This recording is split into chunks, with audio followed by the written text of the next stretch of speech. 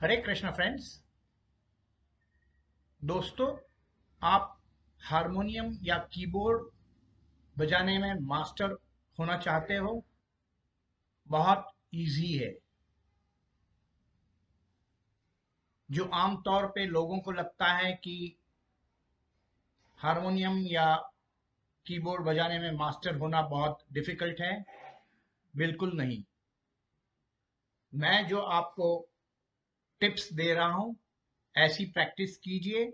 देखिए, आप 6 महीने के अंदर इतनी अच्छी हारमोनियम या कीबोर्ड बजाने लगोगे कि आप अच्छे सिंगर्स के साथ साथ कर पाओगे।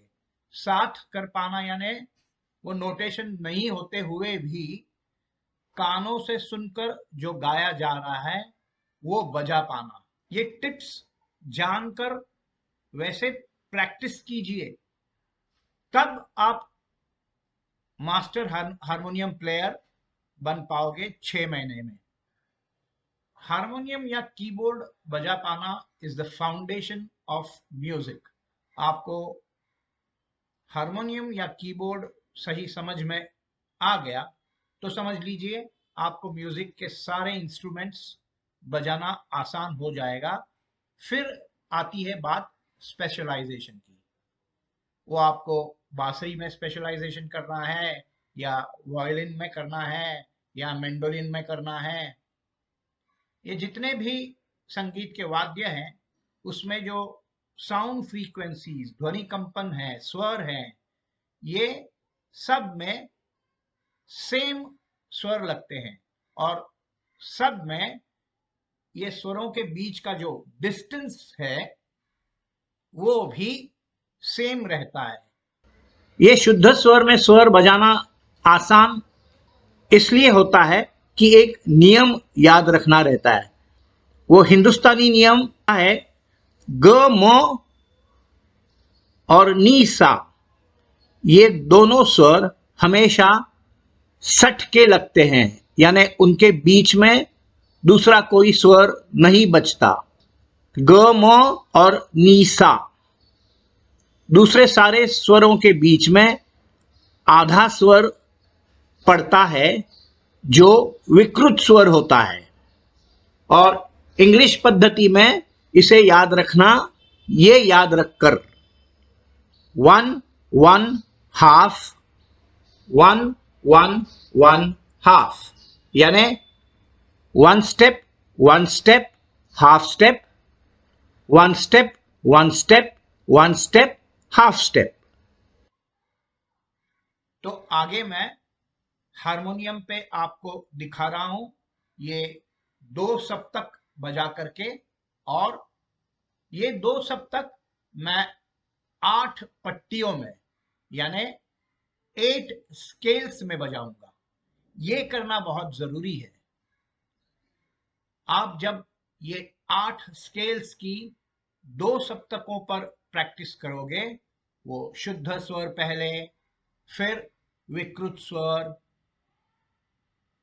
तो समझ लीजिए आप आगे भी खटका, मुर्की, गमक, ये जो भी हरकतें आपको बजानी है वो आप आसानी से बजा पाओगे।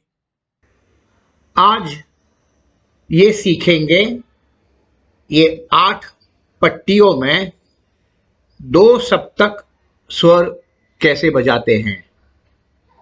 वो 8 पट्टियां कौन सी? काली 4, सफेद 6, काली 5, सफेद 7, सफेद 1, काली 1, सफेद 2, काली 2। इन 8 पट्टियों में हम 2 सप्तक रियाज करेंगे।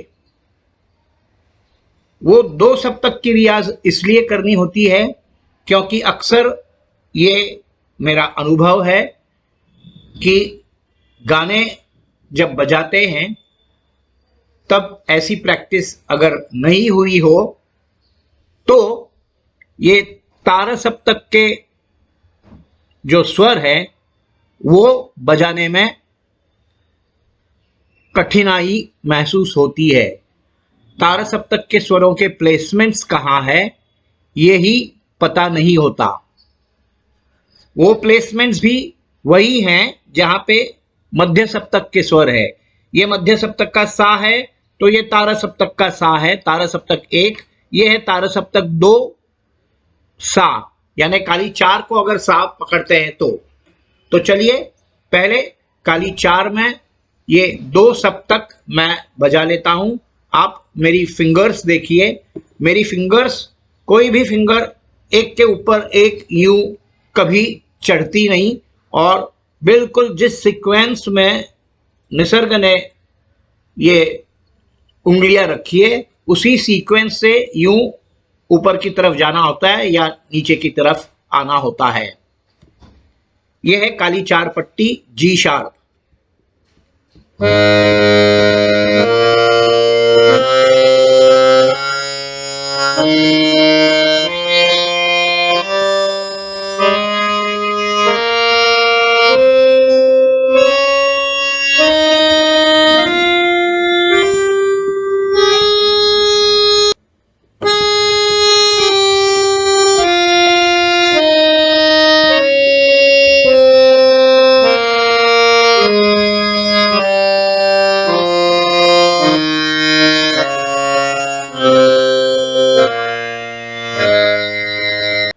ये अभी हमने जी शार्प पट्टी में सारे शुद्ध स्वर बजाए।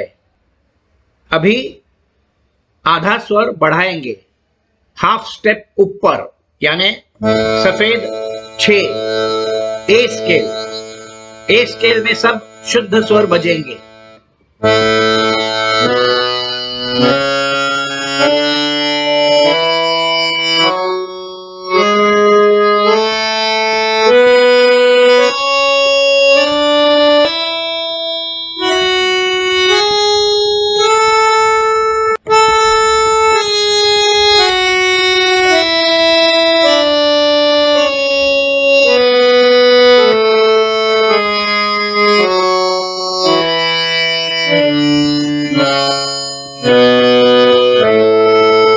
अब काली 5 यानी ए शार्प में सारे शुद्ध स्वर बजाएंगे।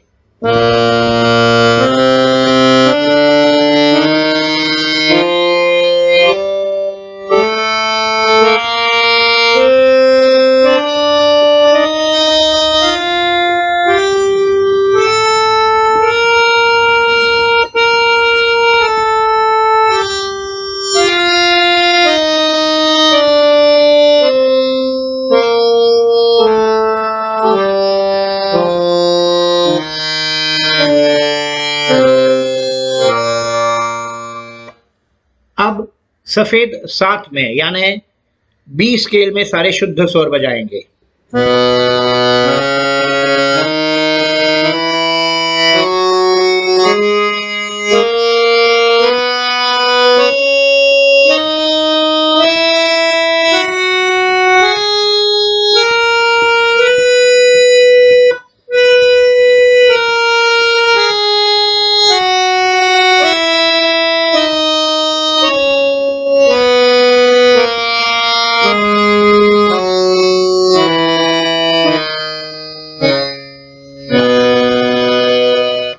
अब सफेद 1 में यानी सी स्केल में, जिसे नैसर्गिक पट्टी कहते हैं, नेचुरल स्केल।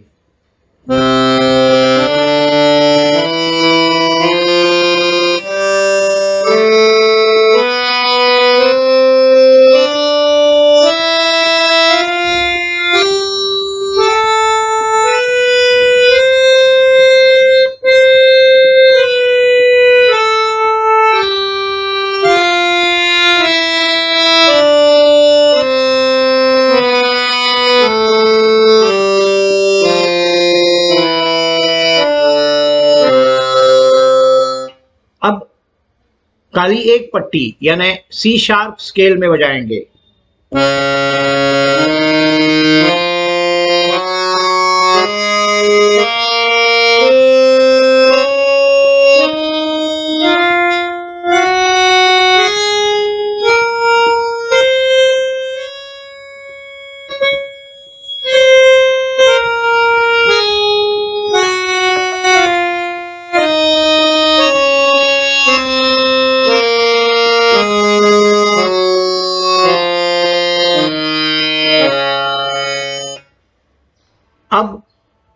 सफेद 2 पट्टी में यानी डी स्केल में बजाएंगे।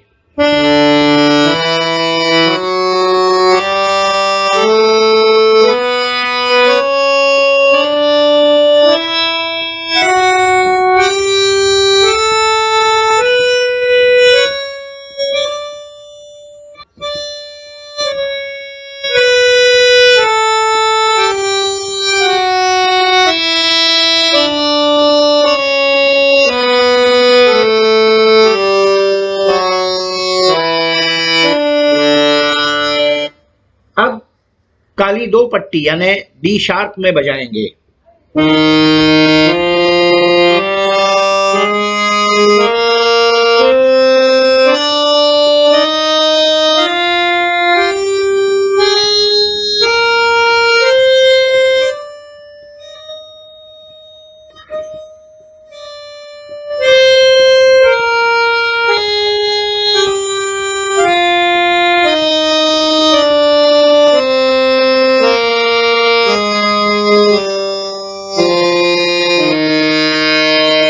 केवल किसी भी राग के आरोह अवरोह और मुख्य अंग गाने से उस राग पर आधारित कई सारे मशहूर गीत आपको याद आने लगते हैं, जिसे संगीत की भाषा में मूड क्रिएट करना कहते हैं। वो बेसिक मूड केवल आरोह अवरोह और मुख्य अंग गाने से भी क्रिएट हो पाता है।